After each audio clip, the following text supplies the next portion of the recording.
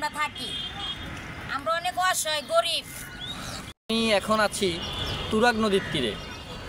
আমার বাসায় এটাকে নদী বললে ভুল হবে, কারণ নদীর পানি থাকে স্বচ্ছ, কিন্তু এই নদীর পানি অবাক করা বিষয়, এই নদীর পানি এটাকে নদী বললেও এই নদীর পানি হচ্ছে একদম কুচকুচে কালো। দেখে বিশ্বাস করতে কষ্ট হয় এটি একটি নদ। কোনো স্রোত নেই, প্রাণ নেই এই তুরাগ নদে। এমন বিভিন্ন জায়গায় নর্দমার আকার ধারণ করেছে। এই নদের পাড়ে বসবাস হাজারো পরিবারের।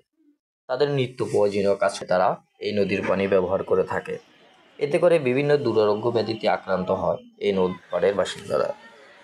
এই তুরাগ নদ পাড়ের মানুষদের একটাই চাওয়া, তাদের যাতায়াতের জন্য একটা স্থায়ী আবাসস্থল তৈরি করে দেওয়া হয়। আমল এই জায়গায় ঠিক আছে, সব দেশে দেশে জুত জমিন দেয়, জায়গা দেয়, গুস্ত গ্রামের ঘর দেয়, এই গ্রামে দেয় না কেল্লিগে। এই গ্রামের মানুষ কি করছে, অনেক অভাবিত। একটু থাকুনে ঠাই দিলেই চলতো, আর কিছু আমরা চাই না। আমরা দেন নোংরা পানি দিয়ে কাম করি, কত কষ্ট করি, অনেক পরিশ্রম করে আমরা কষ্ট করে খাই। একটু থাকা ঠাই দিলে এঙ্গের চলে ভাই, এঙ্গের আর কিছু লাগে না। এটা তো পানি আগে কোনো ছিল না, ওই যে অনেক মিল ফ্যাক্টরির পানি, ওই যে সেই কাস্টিক মাস্টিকের পানি, এটি ওই যে ছাড়িয়ে দিলে পানিটা এইভাবে নষ্ট হয়, মিল ফ্যাক্টরির পানি।